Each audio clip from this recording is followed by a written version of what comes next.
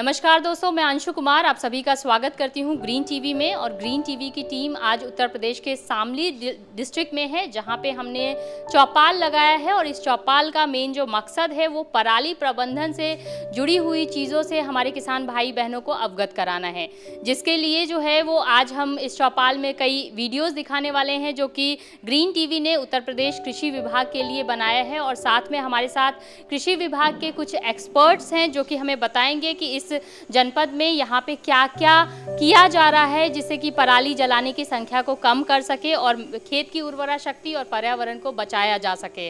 कार्यक्रम की शुरुआत करें उससे पहले आप लोगों को बताना चाहूँगी कि अगर अभी तक आपने ग्रीन टीवी का यूट्यूब चैनल सब्सक्राइब नहीं किया है तो तुरंत सब्सक्राइब करें, बेल आइकन भी प्रेस कर दें। साथ ही में ग्रीन टीवी के फेसबुक पेज को लाइक व फॉलो करके इंस्टाग्राम और ट्विटर पर भी फॉलो कर सकते हैं। तो आइए कार्यक्रम की शुरुआत करते हैं। और हमारे साथ जो आज एक्सपर्ट हैं वो हैं शिव कुमार केसरी जी, ये उप कृषि निदेशक हैं शामली के। सर, आपका स्वागत है हमारे कार्यक्रम में। हमारे साथ है जसजीत कौर मैम, ये जिला अधिकारी है शामली से। मैम, आपका स्वागत है हमारे कार्यक्रम में। हमारे साथ है शंभुनाथ तिवारी जी, ये मुख्य विकास अधिकारी है शामली के। सर, आपका भी स्वागत है हमारे कार्यक्रम में। साथ ही में हमारे साथ हैं जिला कृषि अधिकारी डॉक्टर हरिशंकर जी। मैं सर आपका भी स्वागत करना चाहूँगी हमारे कार्यक्रम में। और कृषि विज्ञान केंद्र से हमारे साथ है डॉक्टर विकास कुमार जी, एग्रीकल्चर साइंटिस्ट है कृषि विज्ञान केंद्र जलालपुर शामली से। सर, आपका भी स्वागत करना चाहूँगी हमारे कार्यक्रम में। तो हम कार्यक्रम की शुरुआत करें उससे पहले यहाँ मौजूद सभी किसानों को और जो ग्रीन टीवी के डिजिटल प्लेटफॉर्म से हमारा ये कार्यक्रम देख रहे हैं उनको भी बताना चाहूँगी कि जो आज हम वीडियो दिखाने वाले हैं उसका जो है वो पूरा लिंक डिस्क्रिप्शन बॉक्स में है। तो आप लिंक पे जाके क्लिक करके वो वीडियोस देख सकते हैं और जान सकते हैं पराली जलाने के क्या क्या नुकसान होते हैं और पराली ना जलाएंगे तो आपका क्या क्या फ़ायदा होगा। तो कार्यक्रम की शुरुआत करें उससे पहले आप सभी को एक वीडियो दिखाना चाहेंगे कि पराली जलाने के क्या क्या नुकसान होते हैं। एक रिपोर्ट के अनुसार देश में 50 करोड़ टन पराली निकलती है। 10 करोड़ टन पराली खेतों में जला दी जाती है। मात्र 1 टन पराली जलाने से 3 kilo carbon, 1600 kilogram carbon dioxide, 92 kilogram carbon monoxide, 4 kilogram nitrous oxide, 0.4 kilogram sulphur dioxide और 200 किलोग्राम से भी अधिक राख हवा में घुल जाती है। तो सोचिए 10 करोड़ टन पराली जलाने पर कितना जहर हवाओं में घुलता होगा।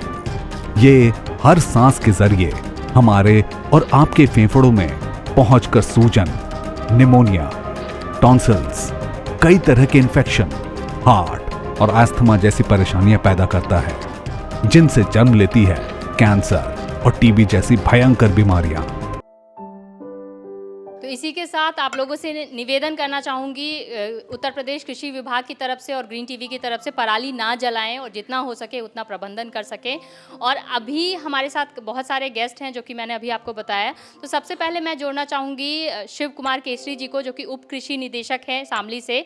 मैं सर आपसे जानना चाहूँगी कि यहाँ मौजूद किसानों को और हमारे साथ जो मौजूद है ग्रीन टीवी के डिजिटल प्लेटफॉर्म पर, उनको आप बताएँ कि शामली डिस्ट्रिक्ट में किस तरीके से पराली प्रबंधन को लेकर काम हो रहा है, इसके बारे में आप हमें बताएं। धन्यवाद अंशु कुमार जी, आप सभी का धन्यवाद है ग्रीन टीवी का, जो आज हमारे जनपद शामली में पत्ती पराली प्रबंधन के लिए आप जो आए हुए हैं।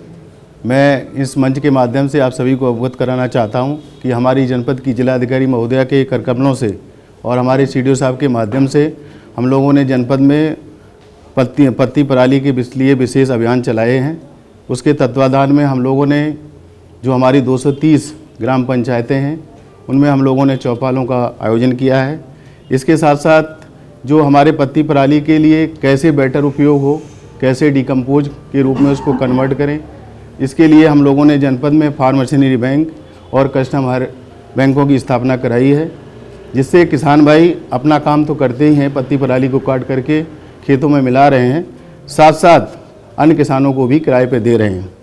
इसकी व्यवस्था हमारे कृषि विभाग के माध्यम से, हमारे अपर मुख्य सचिव और कृषि निदेशक के माध्यम से जनपदों में संचालित है। और बड़े हर्ष का विषय है कि जनपद शामली में विगत वर्ष की तुलना में इस वर्ष पत्ती पराली हमारी जिलाधिकारी महोदया के विशेष रूप से मॉनिटरिंग के माध्यम से कम हुई हैं।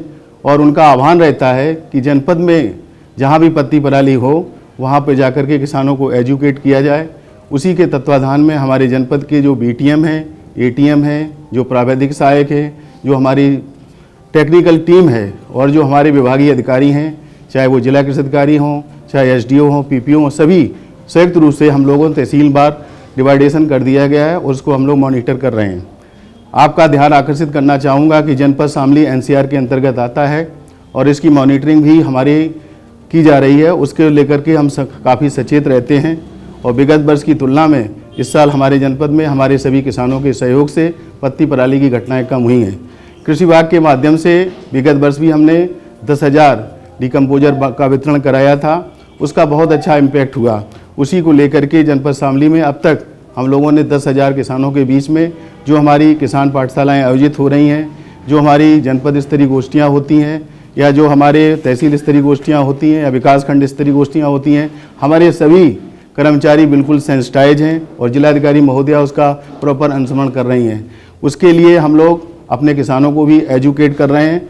यहाँ तक कि हम लोगों ने अपने कर्मचारियों को 30 माइक्रो लाउड स्पीकर भी दिए गए हैं। उसकी हम लोगों ने एडिटिंग की है। वो गांव में जाकर के एक पर्टिकुलर प्लेस पे जाकर के गांव का मूवमेंट लेते हैं और किसानों को जागरूक करते हैं कि पत्ती पराली जलाना एक कानूनन अपराध है। इसके साथ साथ आप सभी जानते हैं किसान भाई कि इसके लिए हम लोगों ने गोष्ठियों का भी आयोजन किया है। हमने जनपद में 18 होर्डिंग लगाई हैं, बाल पेंटिंग का हम लोग करा रहे हैं, जिससे कि हमारे किसान ज़्यादा से ज़्यादा एजुकेट हों और हमारा जनपद प्रदेश का एक ऐसा जनपद है जहां पर किसान हमारे एमएससी, पीएचडी और बीएससी एजी से लेकर बहुत अच्छी एजुकेशन के साथ साथ खेती कर रहे हैं। ये किसान भाई हमारे यहाँ अभी आए हैं जो एमएससी जेनेटिक्स से हैं, वो पत्ती पराली पर विशेष प्रबंध कर रहे हैं। इसके साथ साथ हम लोगों ने हमारे बीच में सीडीओ साहब भी हैं और हम लोगों ने आग्रह भी किया है, हमारे जितने ग्राम पंचायत के सचिव हैं, जो हमारे लेखपाल हैं या हमारे प्रावैधिक सहायक हैं, उनकी टीम भी हमारे जनपद में जिलाधिकारी महोदया के नेतृत्व में बना दी गई है। यहाँ तक कि पुलिस के लोगों को भी हम लोगों ने इन्वॉल्व किया है कि जो बीट के दरोगा हैं या सिपाही हैं, उनको भी उसमें समाहित किया गया है अगर कोई घटना आती है। और हमारे पुलिस कप्तान साहब ने भी पूरे जनपद को सेंसिटाइज कर दिया है कि पत्ती पराली को न जला करके किसानों को खेत में खाद के रूप में कन्वर्ट करने के लिए उनका भी आह्वान हुआ है। इसके लिए जनपद में हम लोगों ने 18 होर्डिंग लगाई हैं। उन होर्डरों का प्रयोग हम लोगों ने जनपद के जो प्रेमाइसिस, मेन प्रेमाइसिस थे वहाँ पर लगाई गई हैं, जो तहसीलें हैं, ब्लॉकें हैं या जो ऐसे स्थान थे सार्वजनिक जहाँ से किसानों को हम लोग एजुकेट कर सकें। उसके लिए हम लोगों ने व्यवस्था शासन के माध्यम से की है। मैं इस समय बहुत सारे डिकम्पोजरों का प्रयोग कर रहे हैं और किसान भाई अभी हमारे यहाँ गन्ने की कटाई लगभग समाप्त की ओर है। चूँकि हमारा जनपद गन्ना बाहुल क्षेत्र है, उसके लिए हम लोगों ने पत्ती के लिए कैसे प्रबंधन हो, बहुत सारे हमारे किसान भाई हैं जिन्होंने विगत वर्षों में पत्ती को काट करके मल्चर से और अपने खेत में उसको गलाने का कार्य किया है। एक तरफ तो पत्ती को गलाने से हमारी ज़मीन का जो उर्वरा शक्ति है वो उसमें बहुत अच्छी बढ़ोतरी होती है, साथ जो जीवांश की कमी हो रही है, जो हमारी इंटेंसिव कल्टीवेशंस हो रहा है, उसके माध्यम से ह्रास हो रहा है। अब आवश्यकता इस बात की होती है कि एग्रीकल्चर को हम कैसे अपडेट करें, इंटेंसिव कल्टीवेशन होने के साथ साथ उसकी भरपाई कैसे करें। उसके 3 ही माध्यम हैं। एक तो हम खेत की गिरिमन करें, ढैंचा बोएं, मूंग बोएं, उड़द बोएं, उसको पलट दें। दूसरा आवश्यकता है कि जो पत्ती पराली जैसा कि ये बढ़ने की सूझ है, जिसको लेकर के हम लोग आज इस चौपाल का आयोजन आपके माध्यम से हमारी जनपद की जिलाधिकारी महोदय के कर कमलों से ये कराया जा रहा है, जिसका उद्देश्य यही है कि हम किसानों के बीच में पहुँचें। जो हमारे अनुभवी किसान हैं, जो इस विधा से और विधा से काफ़ी अच्छा काम कर रहे हैं, उनको भी हम लोग आपके बीच में इंटरेक्ट कराएंगे। उनके अनुभव को हमारे जनपद के साथ साथ प्रदेश और भारत के अन्य किसानों को भी पहुँचे, उस बीड़ा में भी हम लोग अच्छा काम करने का प्रयास करेंगे।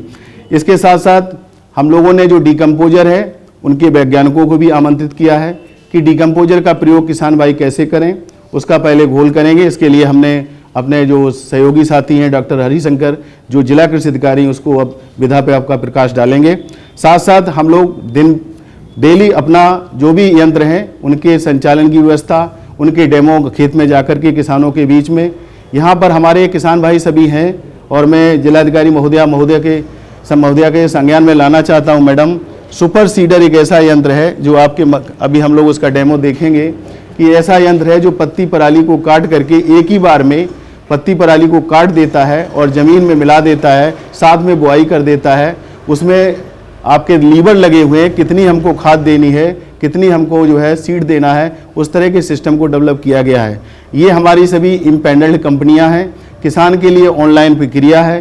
कोई भी किसान अपने एंड्रॉयड फ़ोन के माध्यम से और अपने परिवार के खून का रिश्ता अगर कोई है, उसके बच्चे का है, तो एंड्रॉयड के फ़ोन के माध्यम से जो हमारी एग्रीकल्चर की साइट है www.agriculture.nic पर अपना ऑनलाइन कर सकते हैं। अगर ये ऑनलाइन हो जाता है तो उसके साथ साथ उसको OTP आता है उसी के मोबाइल पे। OTP होने के बाद टोकन क्रिएट होता है। अगर कोई 1 लाख से अधिक का सामान है तो 5,000 रुपये सिक्योरिटी की व्यवस्था है। अगर 1 लाख से नीचे का है तो 2,500 की है। ये पैसा उसका वापस बाद में हो जाता है। सरकार ने इसको इसलिए कर दिया था कि पहले आओ पहले पाओ के सिद्धांत पर है ये। और बहुत सारे किसान भाई पहले क्यू में होते थे, कभी उनको 11 आवर पे कोई दिक्कत हो गई तो पहले वाला क्यू में अगर नहीं हटता था तो दूसरा जो क्यू में आने वाला था उसके लिए दिक्कत होती थी। तो सरकार ने इसलिए कह दिया है कि अगर कोई इच्छुक किसान है तो इस तरह की सिक्योरिटी मनी पहले जमा करेगा और इसका जब ये खरीद लेते हैं 1 माह के अंदर क्रय करना होता है। इसमें बहुत सारे यंत्र हैं जिसका मैं आपको ध्यान आकर्षित करना चाहता हूँ। ट्रैक्टर के साथ हम रोटावेटर भी देते हैं, ट्रैक्टर के साथ मल्चर भी देते हैं, ट्रैक्टर के साथ सुपर सीटर भी देते हैं, ट्रैक्टर के साथ करहा भी देते हैं।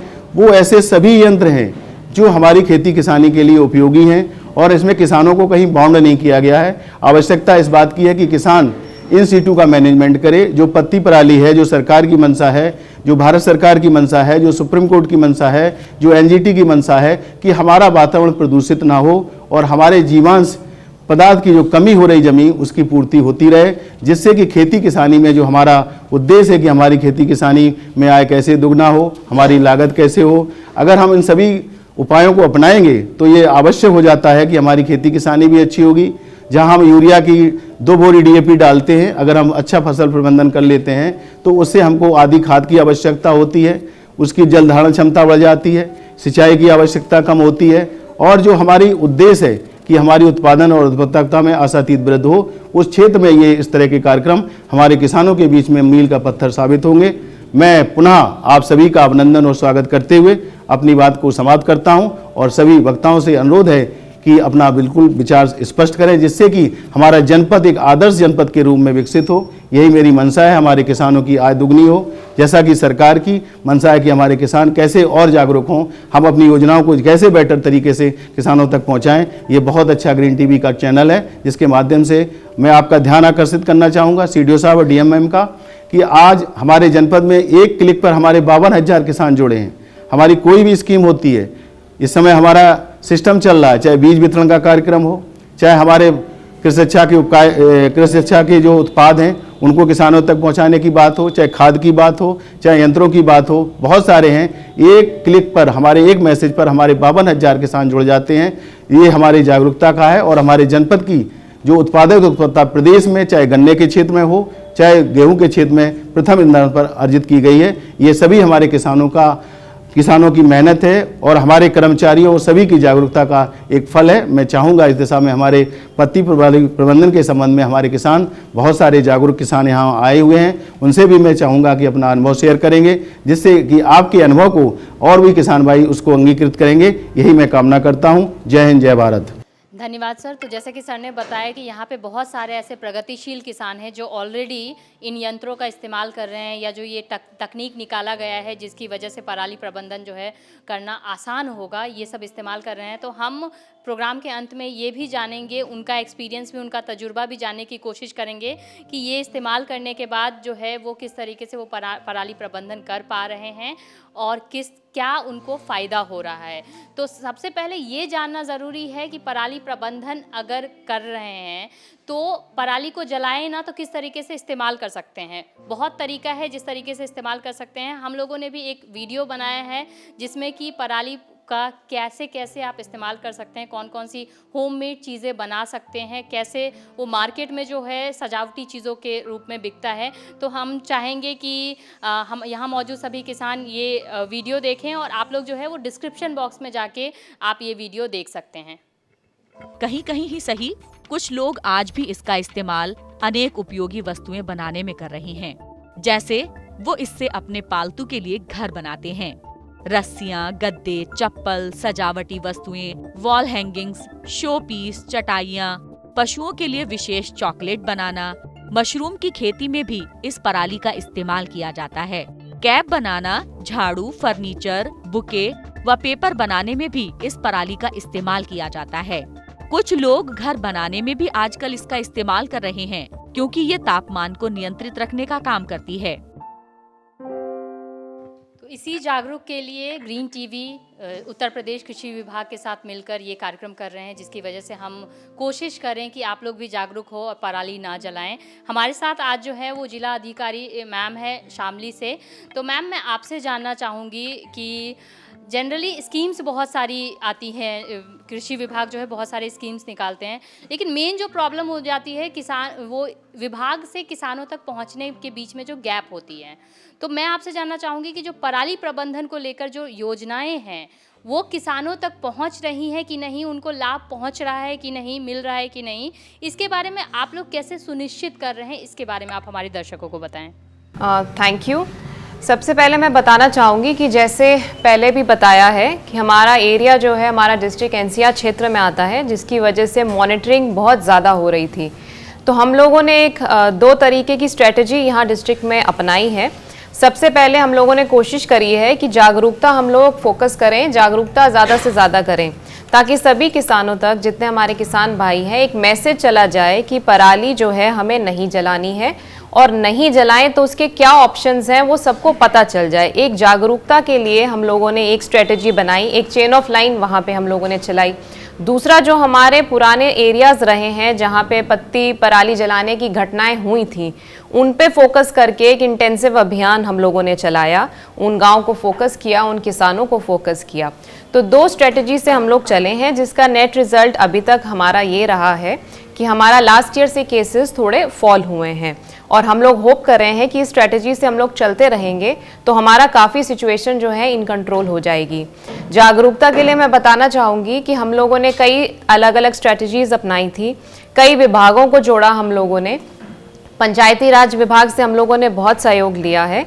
हमारे सभी गाँव में हम लोगों ने कृषि विभाग और पंचायती राज विभाग के सहयोग से वॉल पेंटिंग कराई हैं, जहां हम लोगों ने मैसेजेस जो अपने हैं वो लिखे हैं, टोल फ्री नंबर्स लिखा है, और पराली ना जलाएं ये मैसेजेस कन्वे किए हैं।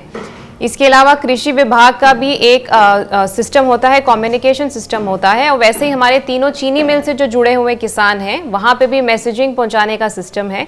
उस सिस्टम के माध्यम से हम लोगों ने अपने जनपद के लगभग सभी किसानों को कवर किया है, एक मैसेज उनके फ़ोन पर पहुंचाया है बल्क मैसेजिंग सर्विस के माध्यम से, जहां हम लोगों ने इससे भी एक जागरूकता करने का एक प्रयास इस मेथड से भी किया है। होर्डिंग्स हमारे जो प्रमुख स्थल हैं, कलेक्ट्रेट है, विकास भवन है, ब्लॉक हैं, थाने हैं, जो हमारे प्रमुख स्थल हैं जहां ज़्यादा पब्लिक जाती है, जहां किसान जाते हैं, वहां पे होर्डिंग्स लगाए हैं ताकि सब लोगों को जागरूकता हो। इसके अलावा जो हमारे डीकम्पोजर्स हैं उसके बारे में भी हम लोगों ने डेमो कर करके गोष्ठियों में, गांव स्तर की गोष्ठियां करी, जिला स्तर पे भी गोष्ठी करी, वहां पे डेमो करके डीकम्पोजर्स का भी हम लोगों ने दिखाया है, ताकि जागरूकता में कोई अभाव ना रह जाए। इसके अलावा जो हमारा इंटेंसिव अभियान जो हम लोगों ने सेकेंड स्ट्रेटेजी जो यूज़ करी थी, जहाँ पे हमारे 27 गांव ऐसे थे जहाँ पे धान उगाई जाती है, और वहाँ पे रिसेंटली हमारे केसेस पराली जलाने के लास्ट ईयर आए थे। उन गांव में फोकस करके हम लोगों की तहसील की टीम थी जिनको एसडीएम्स लीड कर रहे थे, और ब्लॉक्स की टीम है जिनको बीडीओस लीड कर रहे हैं। सभी टीम्स को लगा के इन गांव में हम लोगों ने अभियान चलाया। 2-2, 3-3 दिन तक लगातार हम लोग गए हैं। मैं और एसपी साहब भी गए हैं, सीडीओ साहब गए हैं, कृषि विभाग के सब लोग गए हैं, ब्लॉक से बीडीओस गए हैं। वहाँ छोटी छोटी चौपालें करी हैं, किसानों को बताया है कि आपके एरिया में पिछले साल केस आया था पराली जलने का और इस साल नहीं आना है, क्या ऑप्शंस हैं इनके पास में। डीकम्पोजर्स का लाइव डेमो वहाँ करके दिखाया गया, खेत में उनको जागरूक किया गया, इस वजह से कि कहीं पे भी हमको कहीं दंडात्मक कार्रवाई किसी भी प्रकार से अपने किसान भाइयों के खिलाफ नहीं लेनी है, बट जो ऑप्शन उनके पास हैं वो हमें अवेलेबल कराने हैं। उन गांव में जो हमने फोकस्ड अभियान चलाया है, मुझे लगता है उससे ज़्यादा जो हमारा फॉल हुई है केसेस की, उसकी वजह से ये रिजल्ट जो हम लोगों का रहा है वो रहा है।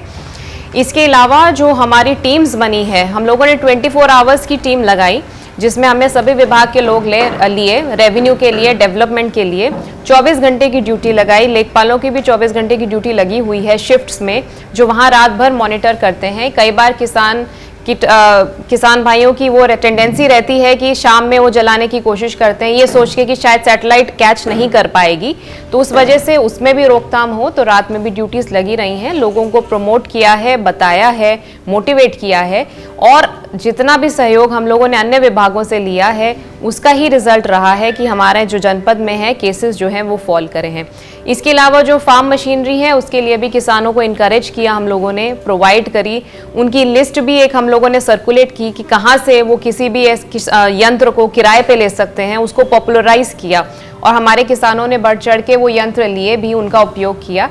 इन सब का रिजल्ट रहा है कि अच्छी हमारे यहाँ पे फॉल हुई है। तो ओवरऑल मॉनिटरिंग है जो हमारे सेंट्रली भी हम लोगों की करते रहे हैं, लखनऊ से मॉनिटरिंग हम लोगों की होती है, डेली मॉनिटरिंग होती है। अपर मुख्य सचिव साहब कृषि के हैं, रोजाना समीक्षा करते हैं, रोजाना हम लोगों से बात करते हैं। उसी प्रकार से हम लोगों ने एक डेली मॉनिटरिंग सिस्टम यहाँ पे भी स्टैब्लिश किया जिसमें सभी विभागों को जोड़ा। हमारा एक व्हाट्सएप ग्रुप भी है यही पराली प्रबंधन से रिलेटेड, जिसमें हम डेली इन्फॉर्मेशन लेते हैं और जहाँ हमारे पास केस आते हैं वहाँ की इन्फॉर्मेशन देते हैं। मोबाइल टीम्स तत्काल जाती हैं वहाँ केस पे, और यदि ऐसा कोई केस पाया जाता है तो फाइन की जो प्राविधान दिया गया है वहाँ वो फाइन लगाया जाता है। तो ओवरऑल एक कोऑपरेटिव एटीट्यूड रहा है, सभी विभागों ने जुड़ के किया। Thank you. धन्यवाद मैम। तो जैसे कि मैम ने बोला है कि 24 घंटे जो हैं वो आप लोगों पे निगरानी रखा जा रहा है, तो आप कभी ये ना सोचें कि आप अगर रात को जलाएंगे या शाम को जलाएंगे तो कोई आपको नहीं देख रहा है, क्योंकि ऊपर वाला सब देख रहा है। तो अभी जो है वो हमारे साथ मुख्य विकास अधिकारी शामली से हैं शंभुनाथ तिवारी जी। सर, मैं आपसे जानना चाहूँगी कि जनरली पराली के बहुत सारे इस्तेमाल हैं, और दूसरा अगर हम बात करें डेयरी इंडस्ट्री की, गौशालाओं की, तो हम लोग जो है कई सारे देशों से आगे हैं।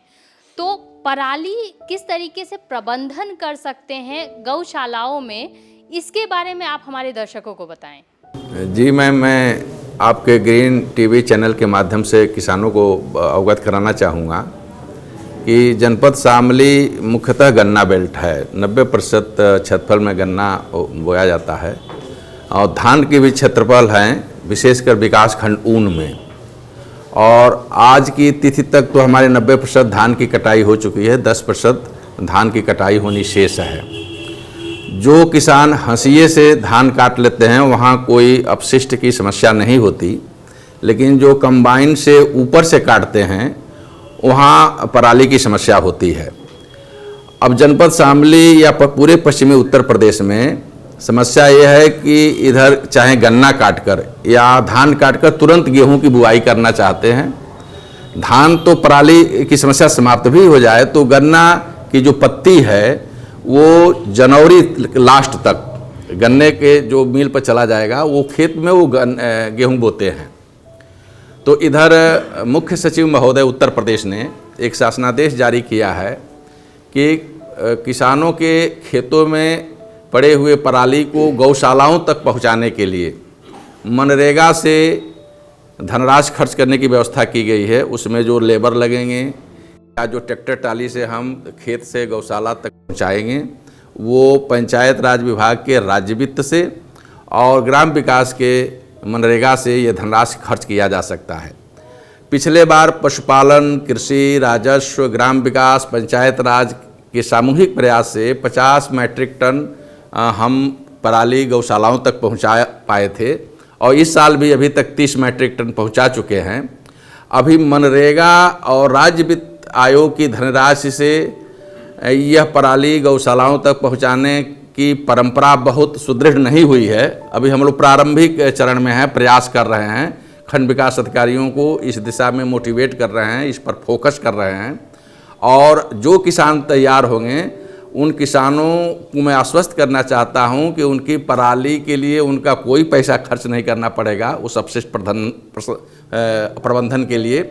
अभी एक वीडियो के माध्यम से आपको दिखाया गया कि धान की पराली को किन चीज़ों में उपयोग किया जा सकता है। बहुत पहले परंपरागत रूप से उपयोग किया जाता रहा है। गौशालाओं का जहाँ तक प्रश्न है, हम 2 रूपों में इसका उपयोग कर सकते हैं। एक तो पशुओं को खिलाने के लिए, हमारे यहाँ गन्ना पर्याप्त रूप में होता है, उसका अगोला मिल जाता है, पराली के साथ मशीन से कटाई करने का हम मिला देंगे तो उसको पशु बड़े चाव से खाते हैं। दूसरा उपयोग हम ये कर सकते हैं कि नीचे जो फर्श पर बैठने से गायों को ठंडक लगती है, उसके नीचे अगर हम ये बिछा दें पराली तो उनको उष्मा महसूस होगी, गर्मी महसूस होगी और ठंड से उनको राहत मिलेगी। तो इस दिशा में जिलाधिकारी महोदया के निर्देशन में और प्रेरणा से हम सभी विभाग सामूहिक रूप से प्रयास कर रहे हैं और हम विश्वास करते हैं कि निकट भविष्य में हम किसानों की पराली के अपशिष्ट प्रबंधन की व्यवस्था सुदृढ़ करने में सक्षम होंगे। धन्यवाद। धन्यवाद सर। तो जैसा कि सर ने बोला कि पराली जो है वो आप प्रबंधन में आप गौशालाओं में यूज़ कर सकते हैं, इस्तेमाल कर सकते हैं, और सबसे ज़्यादा पराली जलाने की जो केसेस आते हैं वो नॉर्थ इंडिया से आते हैं, और यहाँ पे जो है वो ठंड की शुरुआत भी हो गई है।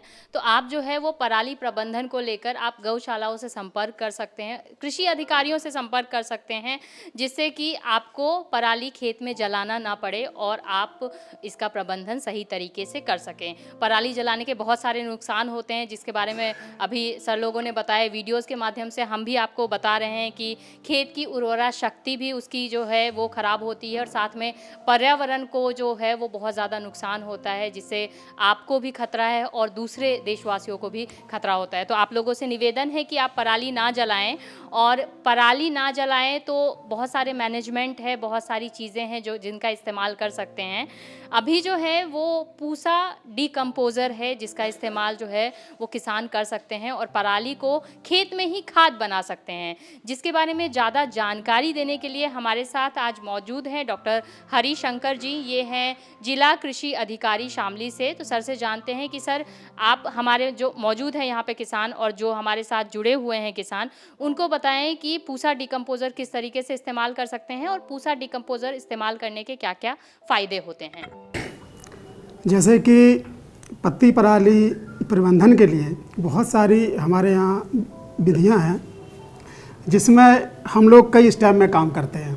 जैसे कि मैकेनिकली यांत्रिक विधियों को अडॉप्ट करते हैं, हम जैविक विधियों को अडॉप्ट करते हैं, और ये जो एग्रीकल्चर प्रैक्टिसेस हैं गौशालाओं में भेजते हैं। जो इंडस्ट्रियल एरियाज़ हैं जैसे कि क्रैकरीज़ की कई फैक्ट्रीज़ हैं, वहाँ पे हम लोग भेजते हैं।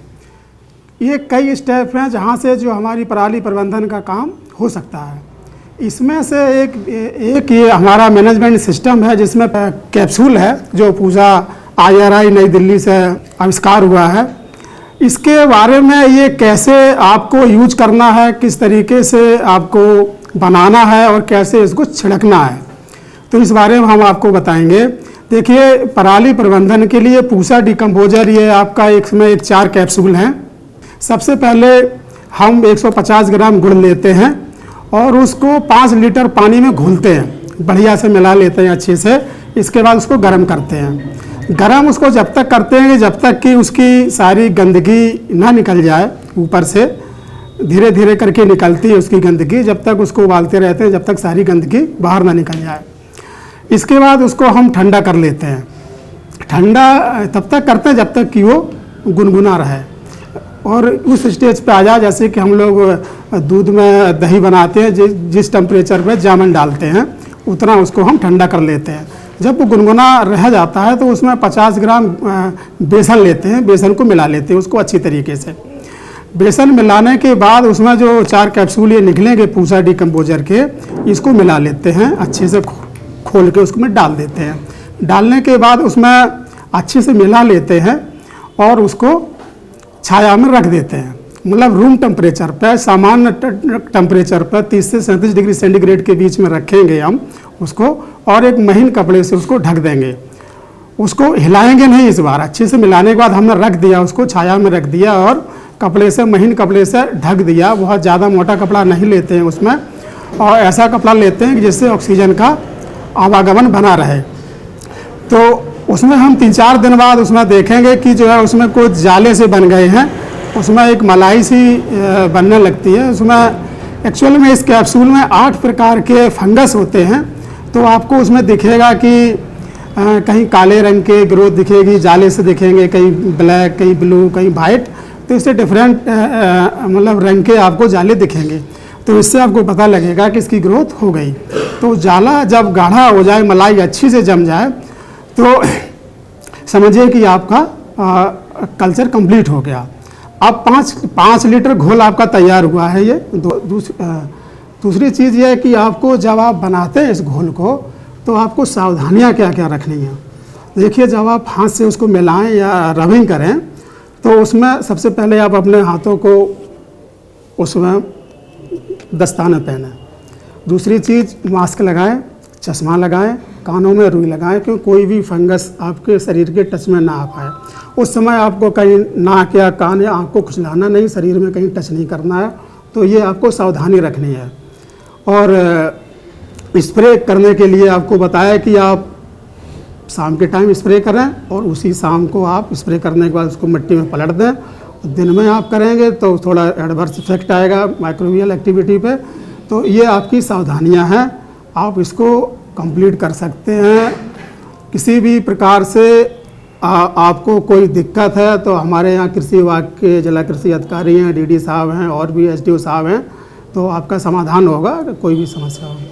बहुत बहुत धन्यवाद सर आपका। तो जैसे कि सर ने बोला कि पूसा डिकम्पोज़र 4 कैप्सूल से आप 25 लीटर का घोल बना सकते हैं और उसको छिड़काव कर सकते हैं। तो ग्रीन टीवी ने भी उत्तर प्रदेश जो कृषि विभाग है उनके लिए एक वीडियो तैयार किया है, जिसकी वजह से जो है वो वीडियो किसानों को पहुंचाया जा सके और ज़्यादा से ज़्यादा जो है वो किसानों को जागरूक कर सके। तो मैं चाहूँगी कि यहाँ मौजूद किसानों को मैं वो वीडियो दिखाऊँ और आप लोग भी डिस्क्रिप्शन बॉक्स में दिए गए लिंक पर जाकर ये वीडियो देख सकते हैं।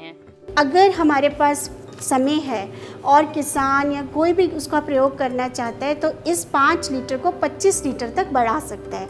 उसके लिए आपको क्या करना है, दोबारा से 150 ग्राम गुड़ लेना है और 5 लीटर पानी में उबाल देना है। फिर हल्का सा गर्म करके उसके अंदर डाल के पुराने वाले 5 लीटर जिसमें कल्चर ग्रो हो रहा है अच्छी तरह से मिला देना है। मिलाने के समय या तो आप लकड़ी का इस्तेमाल कर लीजिए या हाथ में दस्ताने डाल के अच्छी तरह से उसकी मलाई को जो है मिला दीजिएगा।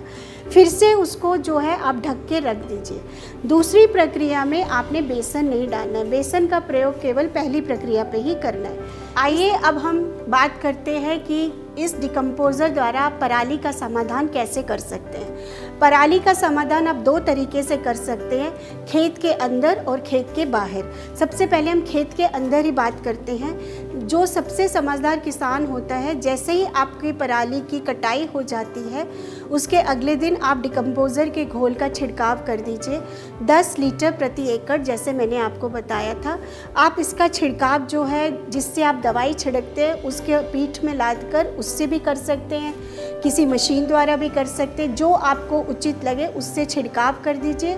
छिड़काव करने के तुरंत बाद किसी भी मशीन द्वारा, चाहे वो एमबी प्लो हो, रोटावेटर हो, कल्टीवेटर हो, उससे आपने अपनी पराली और कल्चर को मिट्टी में मिला देना है। किसी भी तरह वो उसको मिट्टी के अंदर मिल जानी चाहिए जिससे कि जीवाणु उस पर सक्रिय हो जाए।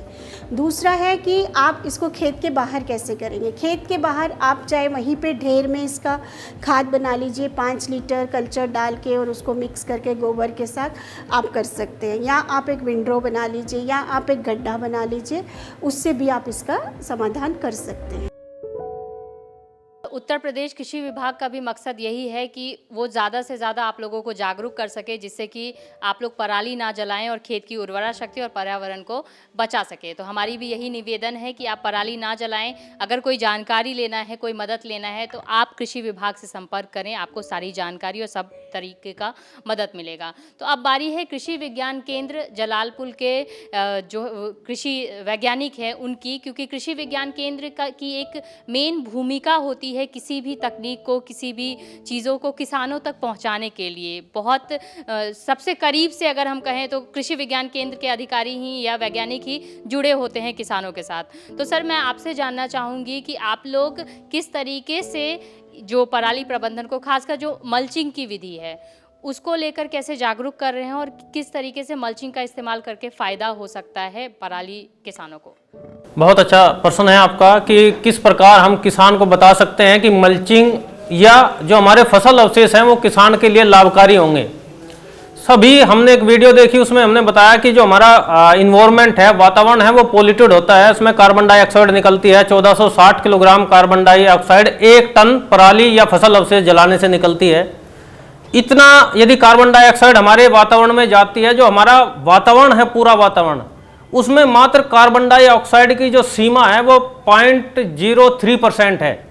जो हमारा पूरा वातावरण है उसमें 79% नाइट्रोजन और 5% तक हमारी ऑक्सीजन है, और जो कार्बन डाइऑक्साइड है ये 0.03%।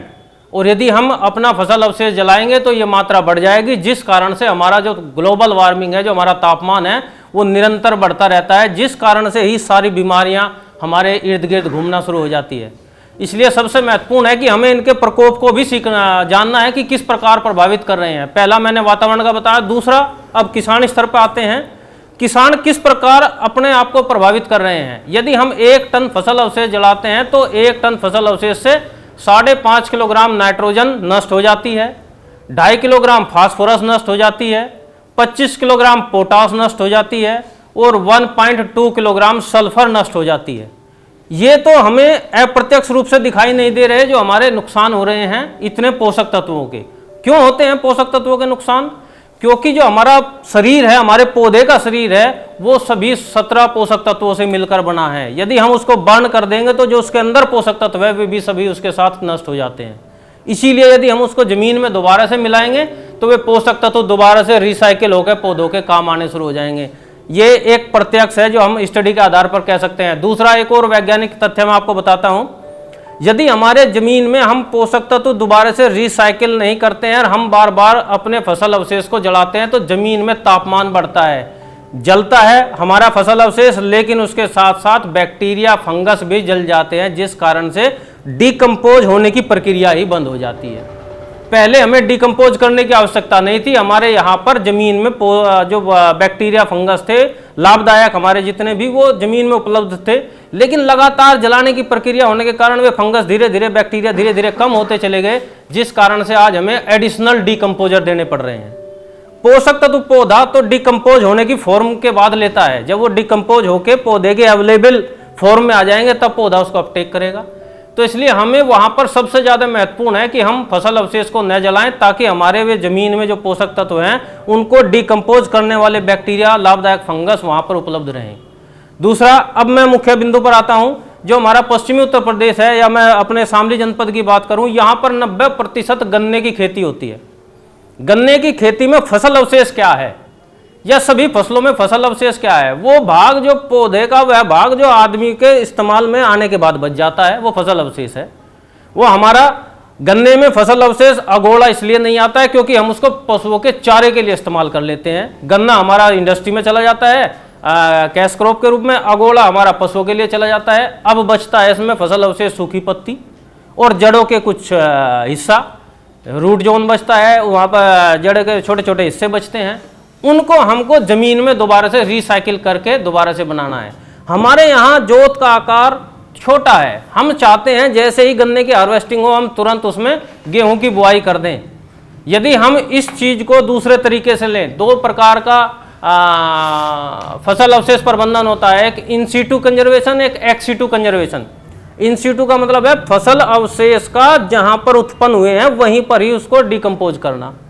X situ conservation, ex situ management, यदि हम उस फसल अवशेष को वहां से निकाल के दूसरी जगह ले जाकर वहां पे डिकम्पोज करते हैं, वो एक्स सीटू हो गया।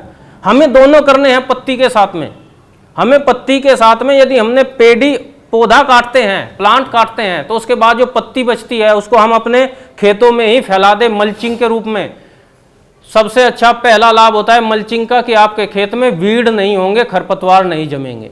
दूसरा, वहां पर मॉइस्चर को जमीन में लंबे समय तक सुरक्षित रखने का कार्य मल्चिंग करता है। जितना ज्यादा हम अपने खेतों में मल्चिंग करें, गन्ना एक इतना स्ट्रॉन्ग प्लांट जनरेट करता है कि यदि आपने पूरी सरफेस मल्चिंग की कर दी तो आपको तब भी कोई दिक्कत नहीं होगी। उसके पत्तियां, जो प्लांट होता है वो पत्तियों के बीच में से ही निकल के आसानी से निकल के आ जाएगा। इसलिए मल्चिंग करने में आप एक तरफ से भी गन्ने में मल्चिंग करेंगे तो कोई दिक्कत नहीं होगी। अब बात करते हैं पेडी में मैनेजमेंट की। प्लांट में जब हम हार्वेस्ट करते हैं उसके अंदर फैला दिया हमने मल्चिंग के रूप में, उसको वहाँ पर सुरक्षित कर दिया, कोई किसी किसान को दिक्कत नहीं होती है। दिक्कत आती है पेडी जब कटती है और पेडी कटने के बाद हमें अगली फसल लेनी है। उसके लिए सबसे अच्छा मैनेजमेंट है कि या तो आप उसमें वहाँ पर हम मल्चर चलाएं, उन पत्तियों के छोटे छोटे टुकड़े कर दें और टुकड़े करने के उपरांत उसमें हम यूरिया का इस्तेमाल करें। मैं बड़ा टेक्निकली चीज़ बता रहा हूँ कि आप जिस समय गन्ने में पत्ती का हमने मल्चर चलाकर वहाँ उसके पीस किए हैं, उसके बाद उसमें यूरिया लगाएं तो ऐसी दशा में यूरिया लगाएं जब खेत में पानी भरा हो। डिकम्पोज प्रॉपरली क्यों नहीं हो पाती है हमारी पत्तियां? क्योंकि जब हम उसमें पानी लगाते हैं तो हमारी पत्तियों लाइट वेट होने के कारण ऊपर उठ जाती है, पानी नीचे की सरफेस में रहता है, और यदि हम उसमें पहले से यूरिया का इस्तेमाल कर देते हैं या डिकम्पोजर का इस्तेमाल कर देते हैं, वो पानी के संपर्क में नहीं आ पाती है, जिस कारण से वहां पर वो पत्ती डिकम्पोज नहीं होती है। यदि हम भरे हुए पानी में खेत में हम उसको डिकम्पोज करना चाहते हैं तो जिस समय खेत में पानी भरा हो, हमने पलेवा के लिए अगली फसल की बुआई के लिए पानी भरा है, उसी समय खेत में चलते हुए, ताकि आपके पैरों के नीचे जब पत्तियां आएगी वो पानी के संपर्क में आएगी, और वहां पर आपने यूरिया उसमें डाल दिया है 20 किलोग्राम यूरिया प्रति एकड़ की दर से यदि आप इस्तेमाल करेंगे तो उससे वो पत्ती, जब तक आपका पलेवा का समय आएगा दोबारा से खेत तैयार होने का, तब तक वो पत्ती भी डिकम्पोज होने की फॉर्म में आनी शुरू हो जाएगी। डिकम्पोज होने का प्रोसेस प्रारंभिक अवस्था में जरूरी है। केवल जब तक हमारी पहली फसल जमाव करती है तब तक हमें उसका कष्ट है, लेकिन उसके बाद जितना लंबा प्रोसेस डिकम्पोज होने का चले उतना ही लाभकारी है, क्योंकि जैसे जैसे फसल अवशेष डिकम्पोज होते हैं ऐसे ऐसे धीरे धीरे पोषक तत्व रिलीज करते हैं, जैसे जैसे पोषक तत्व रिलीज करते हैं ऐसे ही वो उनको पौधे को धीरे धीरे उपलब्ध होते रहते हैं। इसलिए जब भी आप खेत में गन्ने की पत्ती की मैनेजमेंट की बात करें तो हम उसमें सूखी पत्तियों की बात करते हैं। सूखी पत्तियों में मैंने पहला विकल्प बताया मल्चर का, दूसरा विकल्प बताया यदि हम उसमें ये इन सिटू कंजर्वेशन है उसी खेत के अंदर, इससे भी बेटर विकल्प है गन्ने की पत्तियों के साथ में, क्योंकि पश्चिमी उत्तर प्रदेश में हर किसान के पास पशु है। अभी हमारे CDO साहब DM मैडम ने भी बताया कि हम उसको बाहर पत्तियों में भी ले जाके इस्तेमाल, घर पे इस्तेमाल कर सकते हैं पशुओं के नीचे। क्यों? उससे क्या लाभ होगा?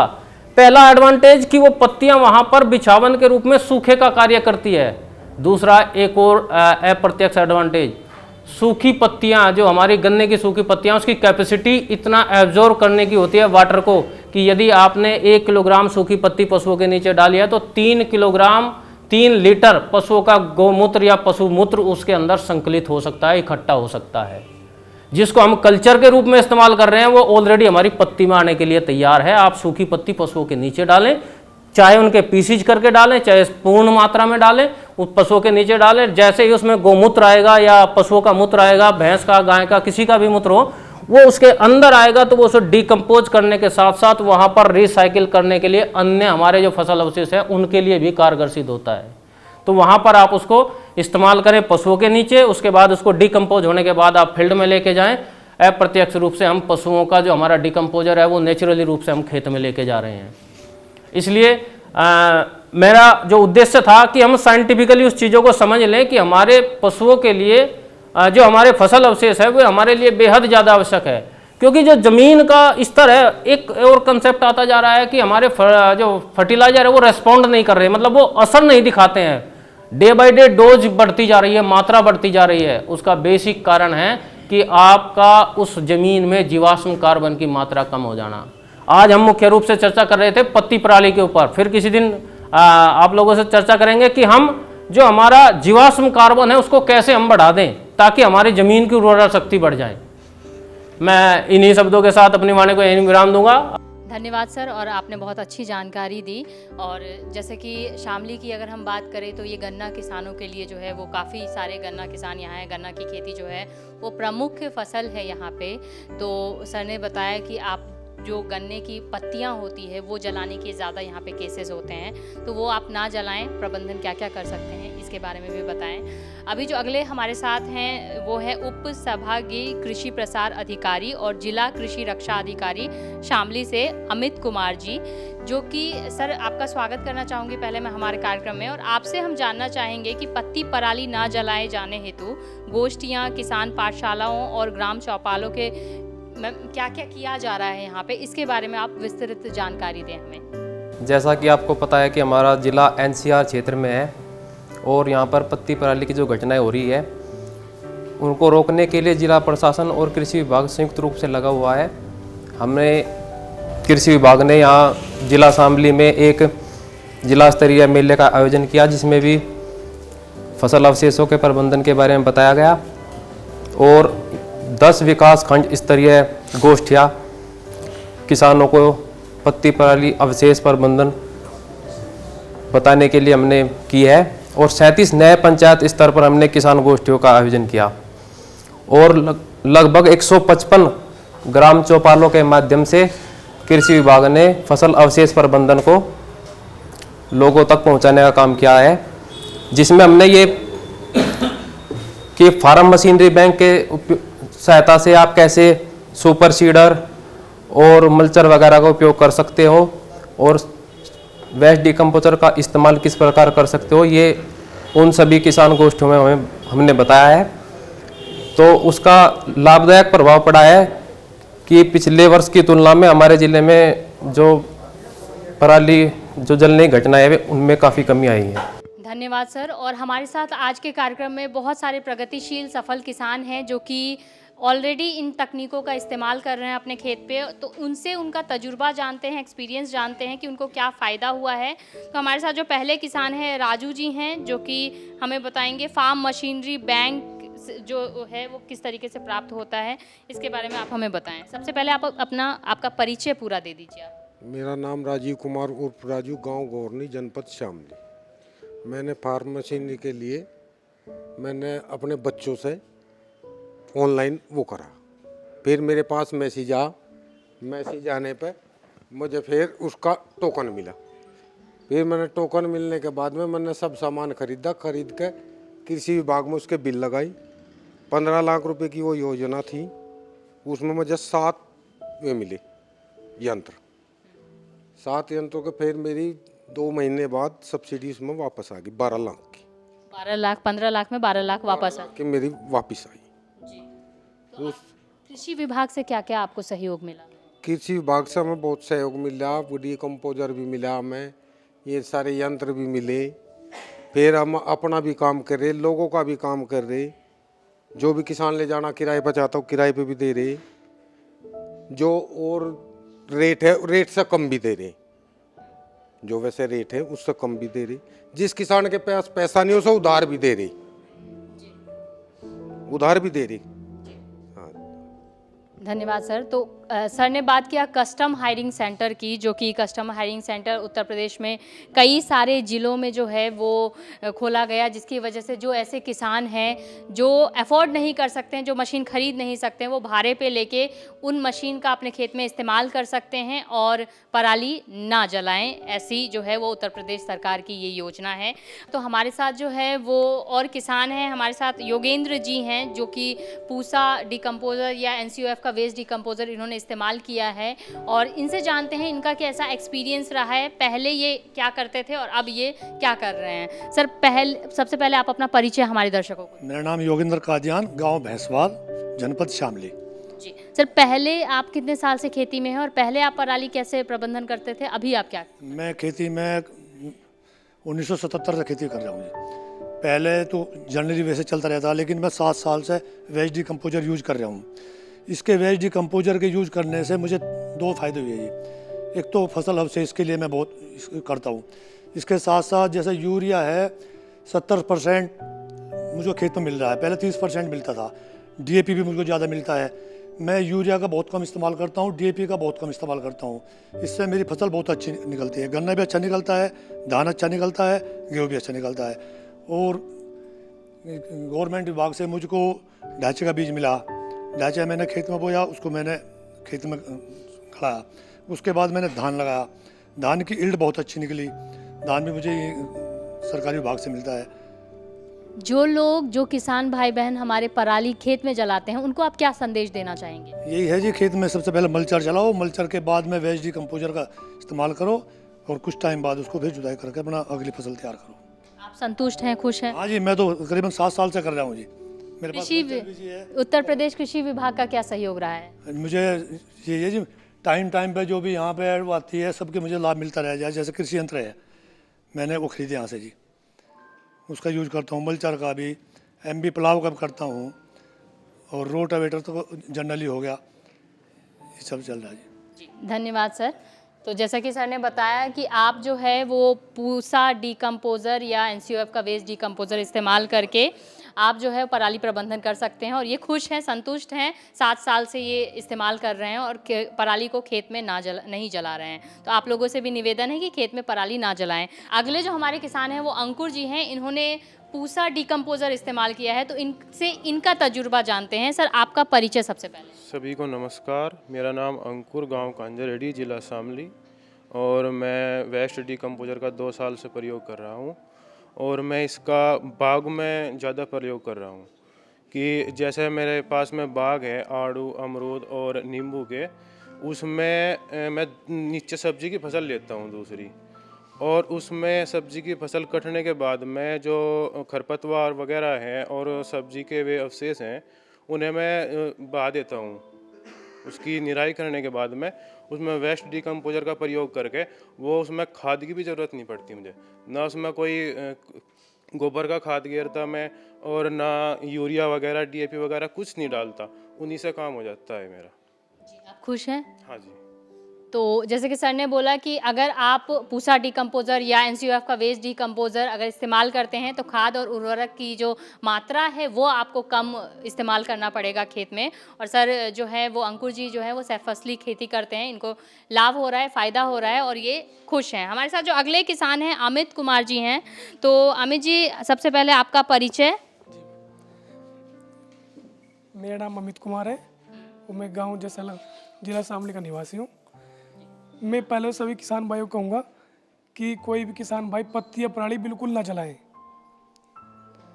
और जी आप कैसे पराली प्रबंधन करते हैं, किस चीज़ की खेती करते हैं, कितने खेती करता हूँ मैडम। गन्ने की जो बाद में पत्ती बची है, सूखी पत्ती, उसे मल्चर की सहायता से अपने खेत में मिलाने का कार्य हम करते हैं। कितने साल से ये काम कर रहे हैं? पिछले 4 साल से जी। और उससे मुझे बहुत ज़्यादा लाभ मिला, जैसे फसल की उर्वरकता शक्ति बढ़ी है, ये बहुत से लाभ हुए मुझे। आप खुश हैं? जी, मैं बहुत ज़्यादा खुश हूँ। कृषि विभाग का क्या सहयोग रहा है? जैसे डिकम्पोजर और जैसे ये कैप्सूल आए इनकी और भी समय समय पर मुहैया कराएंगे। जी जी जी, धन्यवाद सर। तो हमारे ये कार्यक्रम का मकसद, या फिर हम लोग जो पिछले 7 साल से ग्रीन टीवी में जो वीडियोस बनाते आ रहे हैं, उसका मकसद मेन यही है कि हम जो हमारी युवा पीढ़ी है उनको मोटिवेट कर सकें कि वो खेती से जुड़े और ज़्यादा से ज़्यादा फ़ायदा वो ले सकते हैं। और जो अगले किसान हैं हमारे साथ, वो उन्होंने MSc एग्रीकल्चर कर रखा है, तो जानते हैं उनसे उनका एक्सपीरियंस कि खेती में आने से क्या लाभ हुआ है और पराली प्रबंधन ये किस तरीके से करते हैं। सर, सबसे पहले आपका परिचय। नमस्ते, मेरा नाम अंकित, और सबसे पहले मैं आपका चैनल का धन्यवाद करता हूं कि किसानों के बारे में बहुत अच्छी तरह से विस्तार से ये बताते हैं। और जैसा कि बताया कि MSc जेनेटिक्स प्लांट ब्रीडिंग से की थी, उसके बाद में लोगों के साथ में जुड़ा और अलग अलग विद्याओं पे कुछ थोड़ी सी R&D भी अपनी रही बीच बीच में किसानों के साथ। मैं किसान का बेटा हूँ, तो अपनी खेती का ही अपना एक काम था कि क्यों ना जो है अपनी पढ़ाई को जो है उसी में इस्तेमाल किया जाए। तो आज के टाइम में जो हम समझते हैं कि हमारी चीज़ वेस्ट है, तो वेस्ट वो चीज़ होती है जो हम जिसके बारे में हमको जानकारी नहीं है या जिसको हम देख नहीं पाए या समझ नहीं पाए, वो चीज़ वेस्ट होती है। वही चीज़ कि जबकि किसान को होना क्या चाहिए, जैसा एक बाप और बेटा दोनों आपस में दोनों को ऐसे प्यार करते हैं, तो जितना प्यार हम अपनी फसल को करते हैं, इतना ही प्यार हमें अपने फसल के अवशेष को भी करना चाहिए। लेकिन किसान उसके अभाव में, उसकी जानकारी के अभाव में किसान उसको जला देता है। वो अपने एक अंग को, यानी कि पौधे का एक अंग जिसको हम आहार के रूप में ले रहे हैं, वही अंग इतना भी महत्वपूर्ण दूसरा जो अवशेष बचता है उसको हम जला देते हैं। यानी कि जलाने का मतलब हम उससे छुटकारा पाना चाह रहे हैं, यानी कि हमको वो भारी लग रहा है, बोझ लग रहा है, इसलिए हम उसको जला रहे हैं। यानी कि किसान को अगर उसको जानकारी होती, किसान उसको समझता कि उसके पास में वही पोषक तत्व है जो उसने रात के टाइम में, दिन के टाइम में खाद के रूप में, और उस बैक्टीरिया के द्वारा, उस मेहनत के द्वारा, उस सूर्य की रोशनी के द्वारा उस वनस्पति के अंदर वो चीज़ आई थी, वही चीज़ उसने जला के उसको राख बना देता है। कोई भी चीज़ जो पूरी की पूरी प्रकृति ने हमें दी है, वो कोई भी चीज़ वेस्ट नहीं है। जिस पोषक तत्वों से, जैसे हमारा शरीर बना है, जिन पोषक तत्वों से, 5 तत्वों से मेरा शरीर बना है, जब मैं जाऊंगा तो 5 तत्वों को वापस देकर जाऊंगा।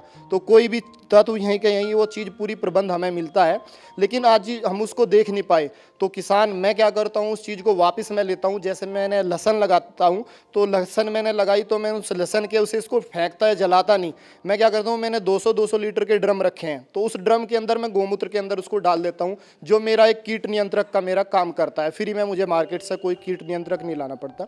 उसी तरह का मैं दूसरा जो काम करता हूँ, जैसे फसल का अवशेष मेरे पास बचता है, तो पोराली जो भी मेरे पास में होगी मैं उसको किसान निकाल के खेत के साइड में लगाता हूँ। जो मिलेगी मल्चर जो कर सकते हैं, जहाँ तक अपना रोटावेटर जो अगर देखेंगे थोड़ी थोड़ी पराली भी हम खेत में डाल देंगे तो छोटी मशीन से यानी कि रोटावेटर से या हैरो से वो मिल जाएगा, लेकिन ज़्यादा ढेर होंगे तो वो मिल नहीं पाता, इसलिए हल्का सा निकाल लेते हैं, जो कुछ बचेगा उसको फिर भूमि के अंदर मिला लेते हैं। ये एक बहुत अच्छा अनोखी ये थी जो हैप्पी सीडर वगैरह, ये बहुत अच्छा है, लेकिन ये छोटे किसानों के लिए थोड़ा सा उसके लिए बहुत अच्छा विकल्प है। वेस्ट डिकम्पोजर, पूसा अपघटक कैप्सूल और गोकृपा अमृत, इन चीज़ों का अगर इस्तेमाल करें तो ये भी हैप्पी सीडर ही है उसके लिए पूरा का पूरा। ये नहीं कि उसको जहाँ तक वो मिलाएगा उसके लिए तेल बहुत महंगा हो रहा है, मशीनें महंगी होती जा रही है। उसी और हम बैल की एनर्जी के ऊपर भी काम कर रहे हैं कि बैल की एनर्जी का यूज कैसे करके जो हमारी सस्ता भी है, फ्री की एनर्जी है और सड़क से हमें आज के टाइम में फ्री पे मिल जाएगी। यानी कि उस वेस्ट टू बेस्ट को हम कैसे काम करें उसका एक उदाहरण मैंने बैल के उसके एक उदाहरण के रूप में एक सैंपल डेमो दिखाना चाहूँगा। ये अपने पास में मैंने 6 गाँव में काम करना स्टार्ट किया और हमारे यहाँ पे जैसे योगी सरकार ने गऊ कटाने पे प्रतिबंध लगाया तो वो गाय को सड़क पे छोड़ना लोगों ने स्टार्ट कर दिया, क्योंकि वो कई दूध दिया और उसके बाद वो जो खरीदार आते थे वे खरीदार आने बंद हो गए। तो फिर मैंने उनको लोगों से समझ में आया कि आप इसको गाय को रखो। लोगों ने कहा कि दूध नहीं देती, हमारे किसी काम की नहीं है, चारा इतना महंगा है, बच्चे बाहर रहते हैं, अब कैसे करेंगे। तो मैंने कहा कि दूध कितने रुपए लीटर है, उन्होंने कहा 30 रुपये लीटर हमारा दूध है। मैंने कहा 30 रुपये किलो उसका गोबर मुझे दे दो। तो उसका गोबर मैंने लेना स्टार्ट, मेरे पास के 6 गाँव को मैंने गोद लिया, तो 6 गाँव में अपना ये कॉन्सेप्ट चालू किया। तो उनका मैंने गोबर लेना स्टार्ट किया, यानी कि सूखी फॉर्म में, डाई फॉर्म में डाई दी मैंने उनको, उसकी कटिंग करके मैंने इस तरह की बहुत सारी ट्रॉफी मोमेंटो बनाने स्टार्ट करा। अगर बात करें तो एक साल के अंदर एक जिले में लाखों ट्रॉफियां निकलती है किसी ना किसी प्रोग्राम में। 1 लाख ट्रॉफी को बनाने के लिए हमें कितना पेड़ को काटना पड़ेगा, वो पूरा का पूरा पेड़, आज हमारा पेड़ भी बचता है और ये रेडिएशन फ्री रेडिएशन को कम करता है, पॉजिटिव एनर्जी पे, इसके ऊपर भी मैंने बहुत सारा काम किया है। तो पूरा का पूरा अगर हम किसान समझे कि जो हमारे पास जिसको वेस्ट बोला गया है वही हमारे लिए सबसे बेस्ट है। Thank you. धन्यवाद सर, आपने बहुत अच्छी बात कही है। तो जैसे कि सर ने बोला कि जो भी चीज़ आप वेस्ट बोल रहे हैं वो सबसे बेस्ट होता है। वेस्ट कह के उसको खेत में ना जलाएं, जैसे गन्ने की पत्तियां हो या फिर जो धान की जो फसल अवशेष है उसको। आप लोगों को भी ये बताना चाहेंगे कि कृषि विभाग की अगर कोई योजनाएं आती हैं तो आप लोगों के लिए ही है, सही तरीके से जानकारी लें, क्योंकि यहाँ पे कृषि विज्ञान केंद्र हो या जिला अधिकारी हैं, ये सब आप लोगों के लिए ही बैठे हैं। आप लोगों को थोड़ी सी जद्दोजहद, थोड़ी सी मेहनत करनी पड़ेगी, लेकिन आप सही तरीके से जानकारी लेके उसका लाभ उठा सकते हैं। बहुत सारे हमारे देश में किसान हैं जो कि सही तरीके से योजनाओं का लाभ उठा के करोड़ों में कमा रहे हैं, तो आप लोग भी ऐसा कर सकते हैं। तो पराली प्रबंधन को लेकर जो है वो ग्रीन टीवी ने पिछले साल उत्तर प्रदेश कृषि विभाग के लिए एक वीडियो बनाया था, जिसमें हमने दिखाया है कि उत्तर प्रदेश कृषि विभाग ने क्या क्या काम किया है जिससे कि पराली प्रबंधन कर सकते हैं और पराली जो है वो नहीं जलाएं। तो मैं आप लोगों से निवेदन करना चाहूँगी कि आप लोग वो वीडियो देखें और आप लोग भी जो है वो देख सकते हैं, डिस्क्रिप्शन बॉक्स में दिए गए लिंक पे जाके आप वो वीडियो देख सकते हैं। उत्तर प्रदेश जैव ऊर्जा विकास बोर्ड ने राज्य के 17 जनपदों में 23 बायोफ्यूल प्लांट लगाने की योजना बनाई है, जिनमें से 3 जनपदों में काम शुरू भी हो चुका है। गोरखपुर जनपद में प्लांट लगाने हेतु माननीय मुख्यमंत्री योगी आदित्यनाथ जी द्वारा आधारशिला रखी जा चुकी है। ऐसे जनपद जहां पराली जलाने की घटनाएं अत्यधिक होती हैं, वहां प्रदेश सरकार ऑयल कंपनियों के साथ मिलकर बायोफ्यूल प्लांट लगाने की तैयारी में है। किसान अपने खेत की पराली इन प्लांट्स में दे सकेंगे। पराली को सही ढंग से एकत्रित करने के लिए बेलर मशीनों पर किसानों व उद्यमियों को 50% अनुदान दिया जा रहा है। कृषि क्षेत्र की ओर सजगता से ध्यान देने का ही सकारात्मक परिणाम है कि देश में सर्वाधिक तिलहन उत्पादन के लिए उत्तर प्रदेश को कृषि कर्मण पुरस्कार में पहला स्थान प्राप्त हुआ है। कार्यक्रम को खत्म करें उससे पहले अंकित जी हैं जो कि प्रगतिशील किसान हैं, ये कुछ निवेदन करना चाहेंगे सर आप लोगों को, ये सुन लिया जाए। जी सरकार से एक निवेदन है, जिस प्रकार हम जो है अवशेषों का प्रबंधन के ऊपर काम कर रहे हैं, उसी तरह सरकार थोड़ा गोबर गैस बायोगैस के ऊपर थोड़ा ध्यान दे, जिससे हम आने वाले टाइम में बढ़ती पेट्रोल और डीजल की कीमतों पे भी काबू कर सकते हैं। यानी कि आने वाले समय में हम किसान का चारा भी इसी से काटेंगे, किसान के घर में बिजली भी गोबर गैस से बनेगी, उसके ट्रैक्टर को भी बहुत आसानी से, मैं कर चुका हूँ इनके ऊपर काम, वो उसको हम ट्रैक्टर को भी हम गोबर गैस से ही चला सकते हैं। उधर तो कृषि का, इधर किसान का ये खर्चा कम होगा, उधर साथ ही साथ जो स्लेरी होगी उसका भी हम बहुत अच्छे से प्रबंध कर देंगे। दूसरी एक मेरी मांग और है, जैसे हम बड़े बड़े कृषि यंत्र किसानों को अनुदान के रूप में दे रहे हैं, उसी तरह इसमें सरकार का पैसा भी बहुत ज़्यादा इन्वेस्ट हो रहा है। उधर अगर देखा जाए तो बैलों के जो कृषि यंत्र है वे बहुत सस्ते हैं, जो 10,000 15,000 की कीमत पे है, जिसमें अभी बहुत सारी चीज़ बन चुकी है, जैसे सीड ड्रिल है, दूसरी चीज़ होगी। एक समय आता है, उस समय किसान की मजबूरी होती है तो वो बैलों को ही खेत के अंदर घुसाता है, तो किसान बैल को इसलिए नहीं रखता क्योंकि वो केवल 2 महीने का मैनेजमेंट है। अगर हम उसका पूरे साल का मैनेजमेंट बना ले, हम तेल भी उसी से निकालेंगे, हवा भी उसी से कंप्रेस करेंगे, उसी के साथ साथ हम गेहूँ काटने की मशीन भी हम बैलों से ही बनाएंगे, उसके साथ साथ गेहूँ काटने से, धान काटने से लेके और पूरी सारी मशीनें हम पूरे साल के लिए हम बैलों से तैयार कर लेंगे। तो ऐसे कृषि यंत्र सरकार भी जो है अच्छी सब्सिडी के साथ किसानों को दे। जी धन्यवाद सर। और हम कोशिश करेंगे कि हम ये जो जानकारी है, ये जो संदेश है वो सरकार तक पहुंचाया जा सके। सर आप कुछ बोलना चाहते हैं? सर कुछ बोलना चाहते हैं? इसमें हम सभी किसानों का ध्यान आकर्षित करना चाहेंगे कि ये बैल चालित होते हैं और एक शक्ति चालित होते हैं। सभी पर अनुदान की व्यवस्था है, जैसे 3 फाल वाला होता है उस पर भी है, सीड ड्रिल पर भी है। आप अपना ऑनलाइन कर सकते हैं और आपको अपने सब्सिडी आपके खाते में जाएगी सरकार द्वारा। जैसे हमारा बुंदेलखंड का क्षेत्र है, बहुत से लोग वहाँ पे गाय और बैलों से खेती करते हैं। इसी तरह यहाँ भी कुछ लोग अगर इच्छुक हैं तो हमारे www.agriculture.nic पे जाएं, अपना आवेदन करें और पंजीयन कराएं। उसका जो है टोकन मनी जमा करें और आप उसको क्रय कर सकते हैं। इसके लिए कोई मनाही नहीं है, सरकार ने पूरी ही व्यवस्था दे रखी है।